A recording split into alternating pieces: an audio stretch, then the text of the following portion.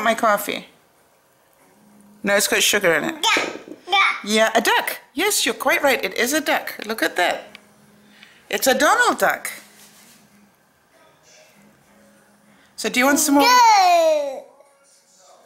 Really? Do you want more water? There you go. Good girl.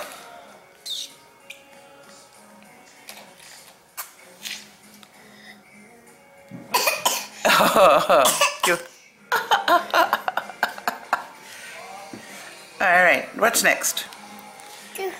You're all done? But Melody's going to bring us some strawberries. I bet you haven't finished when you see the strawberries. Da da da da da da da da da da da da da da da. She's coming. No. Julianna. We're going to put you in for Oscars any minute now. Really? Is it difficult being such a princess? Thank you very much. Can I drink it?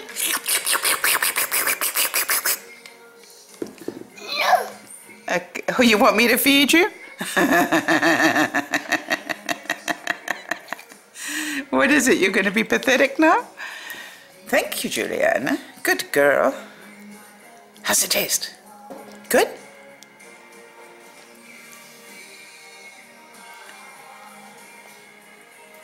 Steady, steady. Go.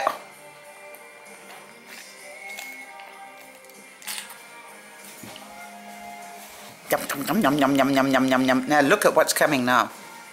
Look at this. You get, yes. It's even nod.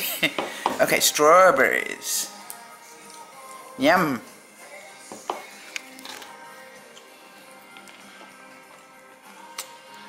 Not so much with the oatmeal anymore, but the strawberries taste good. Don't give me that look. I love the way.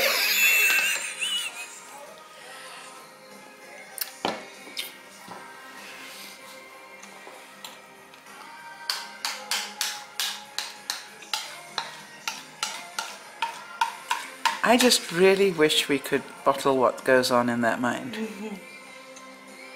And it's so sad because we can never remember it either. You know what I mean? It's like, when can you remember? When we die. How far back? We know everything when we die. I don't know. But what are your earliest memories? Well, like 3. Yeah, I'd say 3. I know mine were before I left Holland, and I left Holland at 4, and I can remember stuff from Holland. I remember,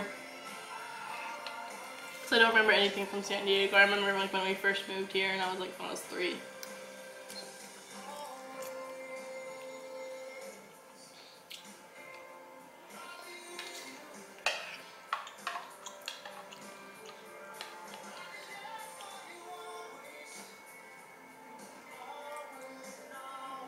It's so cute.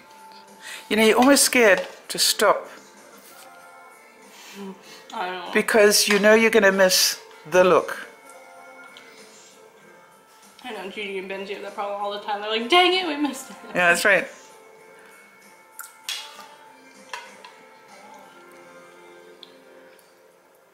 Oh, good girl. And she even eats with her mouth closed. I mean, wow. Have you already got in your mind what it is you're going to do? Yes. Yeah. So you go, okay, fine, and you've already got it sort of... Yeah, so for instance, one of my next videos that I'm going to film... Oh, and my brushes are very... I need to clean these. You can see all the makeup on there. But what I do Yeah, we're really judging you. Yeah. When I'm ready to film a tutorial or, you know, whenever I have in mind, okay, I'm going to film a review or a tutorial, I put the product in front of me. So I remember, okay, I'm going to use these. Yeah.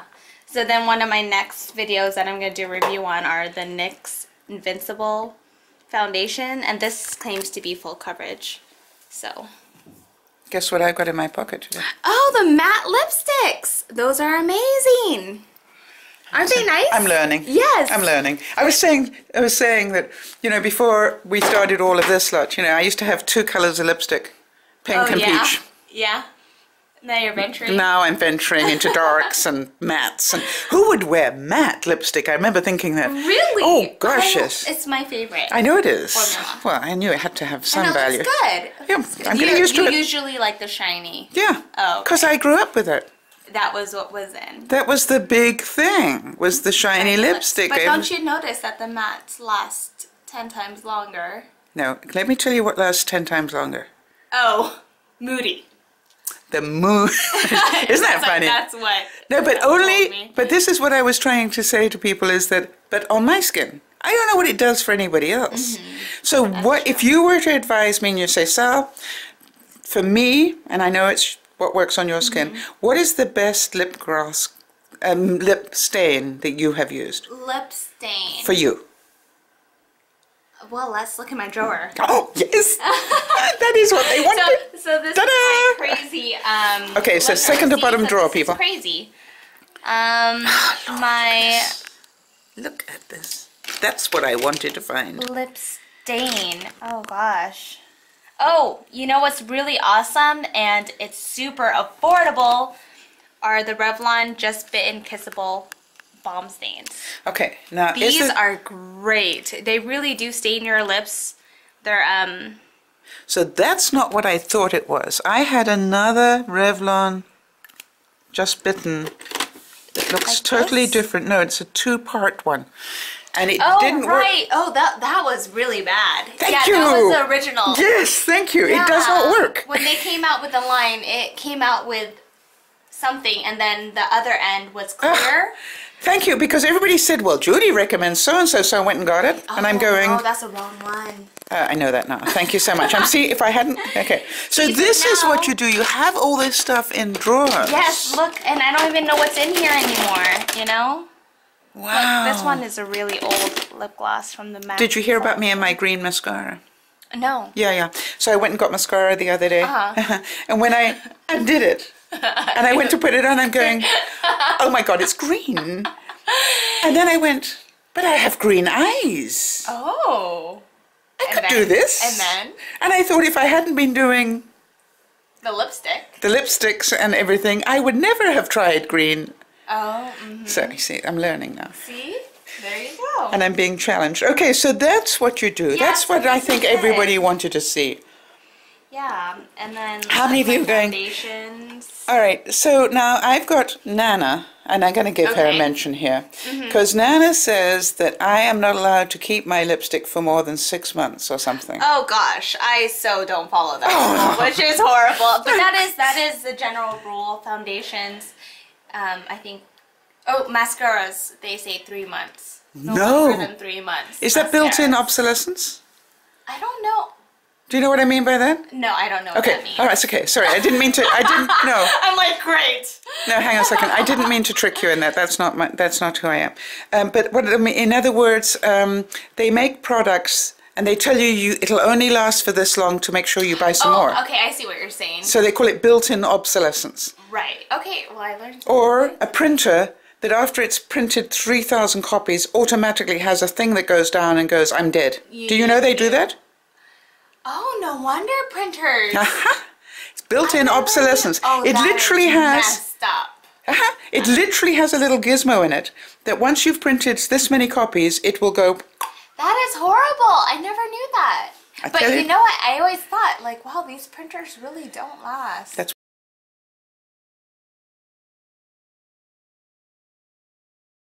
now my aunt, for example, lived well into her 90s, as far as I remember. Never changed. Yep. And You know what I mean? Where'd she live? Where'd she end?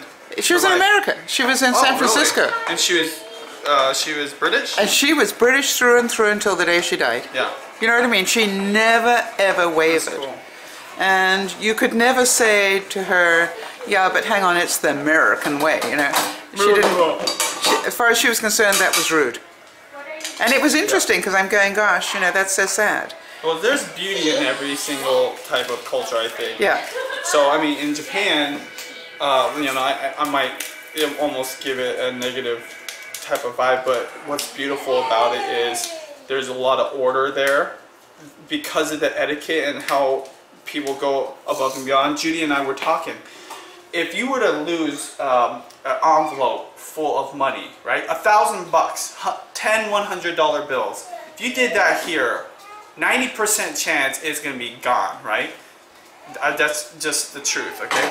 In Japan, it will not be. It will literally either stay there, or if it had a name, someone would deliver it back to you. Hand deliver it to you. So it is amazing the respect people have for other people. And I think part of that is that system of etiquette, I guess. Sunscreen off our list of essential ingredients, at least for today. But don't swirl it too far away because you're going to need it again.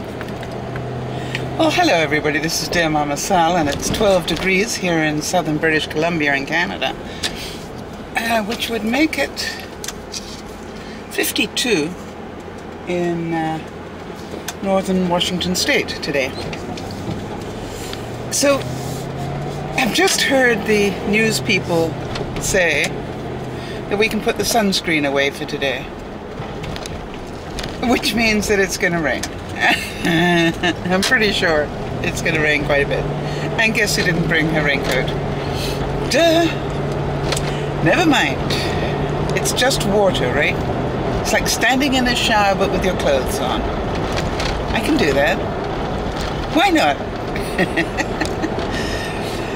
I just want to thank you all. I've had some incredible response to the series this week, and I really appreciate all of you who have written, because it's when you share your views that it makes it all so interesting. I've always said that I don't have all the answers. Gosh, don't I wish I did. I don't have the answers. I believe my job as your spokesperson, if you like, of the Dear Mama Sal Network, I believe my job is to instigate the discussion. And I'm hoping that as I bring these subjects up, that you will talk to one another about it, and you will talk to your families about it, and, you know, sort of, if you come across an aha moment, like, you know, you go, oh, that's a good point, that you maybe will share that with somebody else. I'm a great believer that it's all about passing things forward. And just because I said it doesn't make it true for everybody. If it helps somebody, then I am delighted. I don't expect what I have to say to fix anybody, because I don't fix people, people fix themselves. And a lot of us know that. However, I also know that you hear the right couple of words at the right time, it can change your life.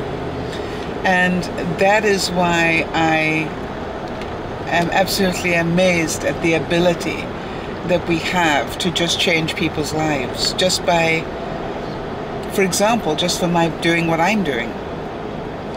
I always used to be fascinated when I was a professional speaker, that I could go somewhere and somebody would say to me, oh, I want to thank you so much. You know, I heard you a year ago, and what you said that day changed my life.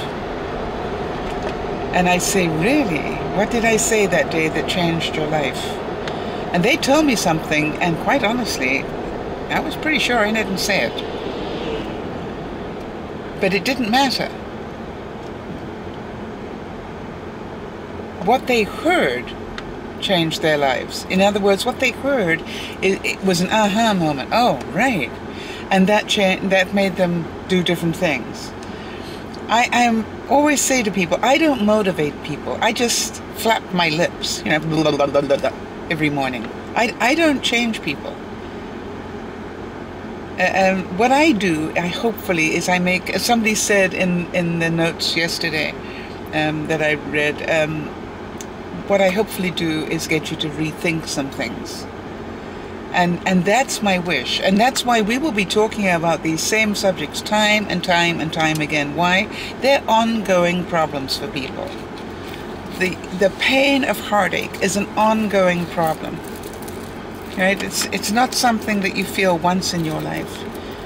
You can feel it many times in your life, and you can have it surrounding you with your family and friends many times in your life. And so today we're going to talk about I've sort of simplified the steps of grieving down to just a few, just to the 4 main ones. And I just wanted to say that, you know, there are many sort of little steps in between. And if ever you want to study it, you know, just look up the cycle of loss. And you will find lots and lots online about it. But everybody agrees that the very final step in all of this is acceptance. That's what happens when you give up the fight. When you give up hoping that what happened didn't happen, when you realize that it did. And I can't help but thinking that this is where the people of Malaysia Flight 370, so many of them have got to get to this point now, which is they need to give up hope. And some never will. And the reason they don't want to give up hope is they feel it's betrayal. They feel that they will be betraying their loved one if they give up hope. But you know, I am pretty sure that if you have a loved one or a loved thing, be it a fur ball, or in my case, you know, a fur-covered razor blade, I always call my doggies because they're claimed to be big ones. You know, that if you ever could talk to them, I'm pretty sure that every one of them would want for you to be happy, not to be sad. Yes, you know, they understand that you'd be sad at the loss, but they wouldn't want you to spend your lifetime in it. In fact, I'm pretty sure that if they loved you, and I'm sure they did, even if they had some funny ways of showing it sometimes, that they would say that they would like to minimize the pain for you if there was any way they could do that. And what is it that they say? That pain is inevitable, suffering is a choice. In other words, how long you struggle for is your choice. You make that choice. And so the whole thing about acceptance is that you will just realize that this is not making it better. Spending your life shut up from the world is not making your life better. Insulating yourself from society does not make you better.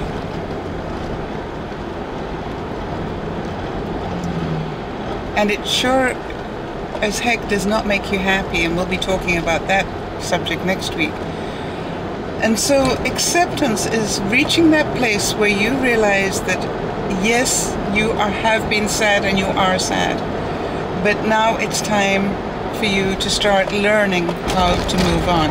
Because I believe that moving on from a tragedy of any sort is a series of very small steps. And it's small steps towards happiness, which is why I'm more than happy to discuss that subject starting next week. It's not something that comes by accident. You have to work on it sometimes. I can assure you, I do not wake up a happy person every morning, as I'm certain some of you who know me well can relate to. I am not a morning person. So acceptance is the fact that I can look in the mirror in the morning and, you know, not cry about the weight I put on when I stopped smoking, and that I haven't yet managed to consistently lose. And why? Because I haven't consistently done the work that is necessary to lose that weight. It's quite simple. So acceptance is when you understand that you can start taking tiny steps forward, but also that waves of these previous things, the anger, the sadness, even the denial, all those waves can come back. And I guess it's when you start realizing that there's small gaps in between. Small gaps where you actually can move on. And it can take a long time for some people to get moving forward again, and then it can take even longer to actually take strides forward. I've had some horrific heartbreaks in my time, I don't mind telling you. Gut-wrenching, pull your heart out of your ribcage type betrayals. Oh, some pretty nasty ones. Ones where, quite honestly, I wondered whether I would survive the pain. I don't mind admitting that. Ones where I wasn't sure I even wanted to.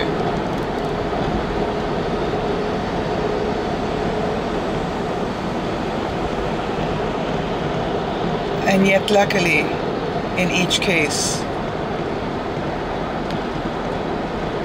I kept going just one more day. Let me survive this just one more day. And one day led to another, and it's a lot like quitting smoking, right? The idea of quitting smoking was so overwhelming that I would never have my friend the cigarette with me anymore. That was too overwhelming for me. I didn't think I could ever do that.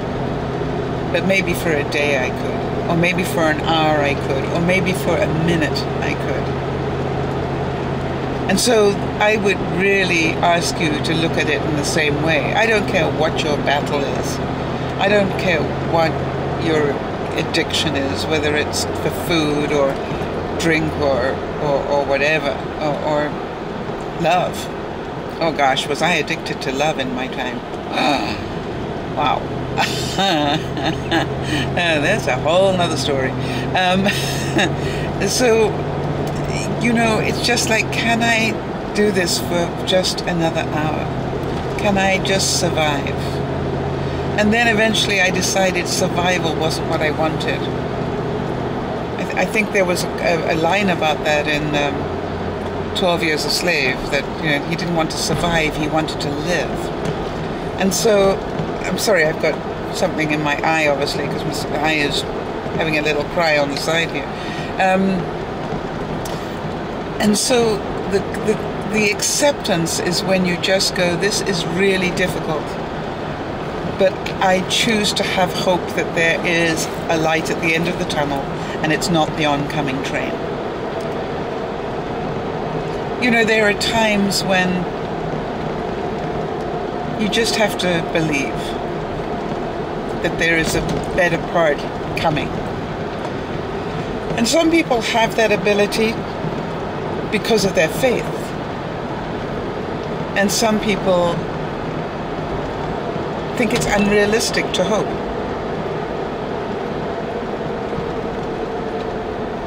Well, you know, it's really funny, because I guess I've always been an unrealistic person then. Because for me, anything I've ever wanted to do, I had to hope that it was possible. Wasn't sure that it was, quite honestly, but I had to hope that it was. I had to hope that I would actually not look like a raving idiot every day with my vlogs. I remember that feeling very much. You know, it's funny, because tomorrow we will do 2 broadcasts, and one of them will be at noon Pacific time on Vaughan TV, and then another one will be at 8 p.m. Pacific time on Tiny Chat. And for those of you who might want to come and join in, it's like either a comedy routine or a self-help group, depending on what's going on. And all the links will be below here as you watch this. So when you finish watching the vlog, just check it out, and the links on how to get there will be there for you. But I can assure you, when I did my first broadcast, it was horrific. I sat there looking at myself. You can imagine, if you want to know what it's like to do your first broadcast, go stand at the mirror and try talking to yourself for more than a couple of minutes. Because that basically is what I was doing, because when you do the broadcast, you can actually see your face. And after a while you learn not to look at your face, because really it's not worth looking at for that length of time. But I just literally was sitting there talking to myself for about 5 or 10 minutes, and then somebody came into the room and I was so excited there was a person I could interact with. Yay! And guess what? That person didn't say a word. Didn't matter what questions I asked, it didn't matter what I tried, and that person just watched me. If I ever find that person. Yep. Anyway, that was not my most generous thought of the day. And quite honestly, after about 15-20 minutes, I turned the thing off. And who was I kidding? I'd never be a broadcaster. I can remember that. I remember thinking, that's it. And then, you know, I hid myself away for a couple of days. The good news was, I didn't think I knew the person who just watched me. And so the good news was that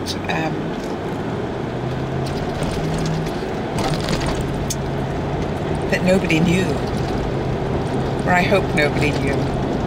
And then slowly people started to join in the broadcasts. And then some people came back. Wow, that was so exciting. So I began to get an acceptance of the fact that maybe I could do this. And then we had a minor success of sorts. You know, in other words, somebody said, oh, I want to thank you so much for, you know, the help I got on the broadcast last week, because this is what I did. And you go, yay, that was worth doing.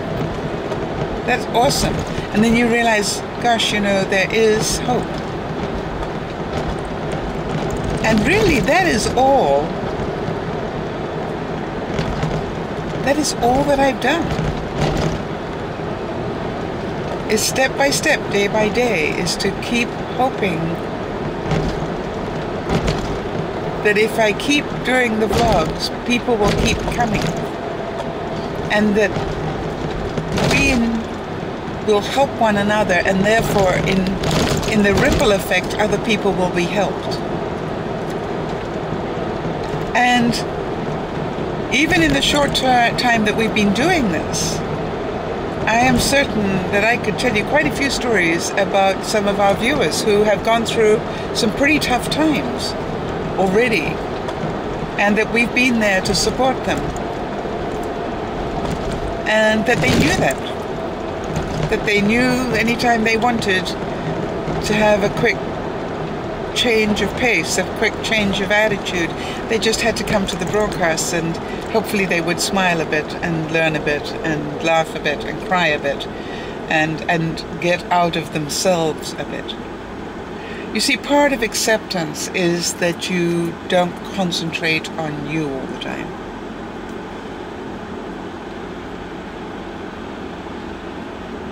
Part of acceptance is, okay, it's time for me to rejoin the world. And, you know, I keep thinking that there were times in my life where I really didn't want to.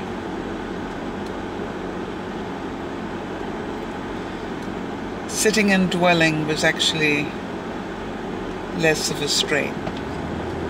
And somebody wrote to me and said, I can't believe you were depressed. Really.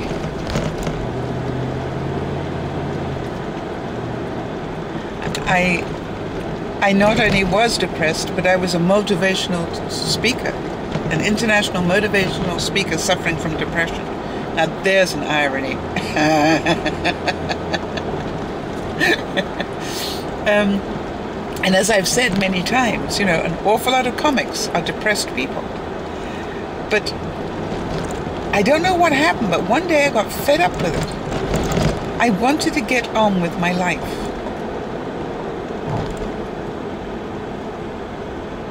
And as somebody once said to me, ignorance is bliss. When you don't understand what causes you to be depressed, it's actually blissful, right? Because you can justify it. When you start being accountable for your mood every day, hell, that sucks. I want to tell you, that one sucks. Because that means every day you have to decide, what sort of mood do I want today? Now, don't get me wrong, there are an awful lot of people who have suffered the loss of their health. There are a lot of people who've suffered the loss of their limbs through no fault of their own. And we have viewers who've suffered all sorts of losses. It's not just about people. And yet I look at them and I am amazed at their spirit. Because I can tell you, people like Robin and Ashley, of Roseanne and so forth, I mean, they are people who've been through terrible tragedies, physical tragedies, and yet, in their own way, all bring character and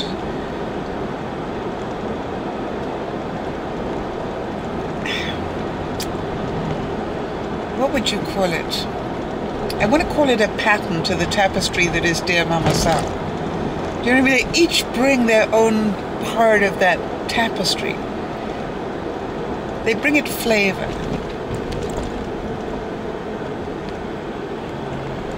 I'm pretty sure that if you ask Leslie, who was and is an agoraphobic, in other words, has an absolute horror of going outside, who now is able to go outside and play, 8-9 months ago, I can assure you that she would have told you there is no way she was ever going outside. Because she was too fearful of that. She did not want to accept that that was something she was capable of doing if she could just change her mind. And one day, I'm hoping that we will bring Leslie into a place where she can actually write about it and help others through her writing. Because the mental changes she made to be able to not only open that door, but actually walk outside it for 2 steps. Remember those days? Wow. And we were all so excited for her. She took 2 steps outside her front door. You see, she accepted the fact that maybe it was possible. And then she proved herself to be right. Wow. That was acceptance.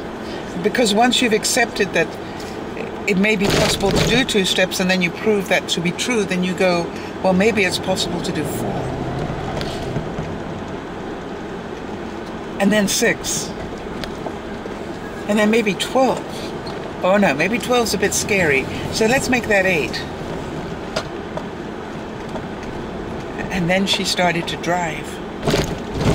Wow. And bless her heart, you know, she'll thank us for what we did to make that possible. Now, we know that the person who made it possible was Leslie. She accepted herself and wanted a better life. And if you ask Leslie, what she wanted was the freedom. And she chose it, and one day she did what it took to get it. And of course, some days I'm sure she scares herself almost right back to where she was, but she knows she's capable now. She can never take that away. And so for those of you who've been struggling with pain, just for a split second understand that if you have just a little hope of something better, hope is the start. And then you start taking the baby steps towards reality. This is Dear Mama Sal saying thank you for watching. Bye-bye for now.